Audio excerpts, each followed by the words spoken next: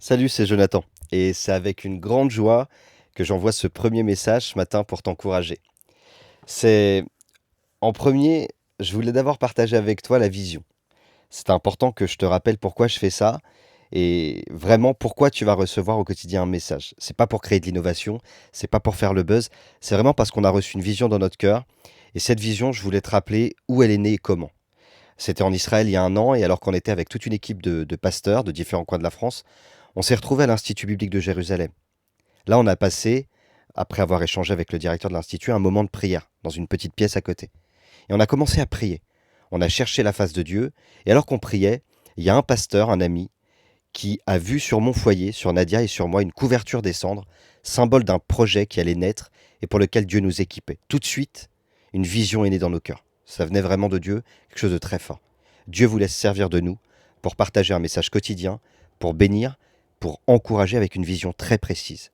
Encourager toujours, juger jamais. À partir de ce moment-là, la vision a été posée en nous. On est rentré en France, et puis comme beaucoup, comme peut-être toi ça t'arrive aussi, on a parfois plein de choses en nous, et puis ça s'étouffe un peu, ça s'endort. Là, alors que ça faisait un an, je pensais même plus à ce projet du tout. On est passé par une impasse, une petite impasse. Et on a vu une porte se fermer. C'était pas facile, parce que je m'attendais pas à ce qu'elle se ferme, cette porte-là. Et alors qu'on était dans cette petite impasse, je me suis mis à prier. J'ai demandé la direction, vraiment la direction de Dieu. Je sais pas pour toi, mais moi j'aime pas les impasses. J'aime bien voir où Dieu me conduit.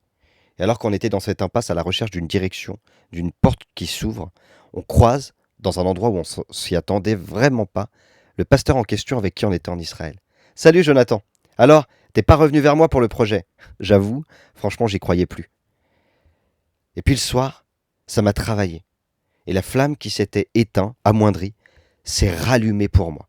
J'ai décidé de lui envoyer un petit message et puis on a été le dimanche manger avec lui et avec sa femme. Et alors qu'on arrive là-bas, j'étais encore vraiment plein de doutes. Tu vois, j'avais vraiment des doutes à l'intérieur de moi. On a commencé à échanger, on a parlé du projet, mais j'étais pas totalement dedans. Là, je regarde mon téléphone et je reçois un message WhatsApp. Et il était écrit dessus: quand une porte se ferme, Dieu en ouvre toujours une autre. Moi, j'appelle ça un clin d'œil de Dieu. J'aimerais te dire que peu importe où tu en es, rappelle-toi que ce message que tu vas recevoir au quotidien n'a qu'un seul but: te rappeler que Dieu est en toi, qu'il est avec toi et qu'il est pour toi. Et n'oublie pas, Dieu a mis son potentiel en toi.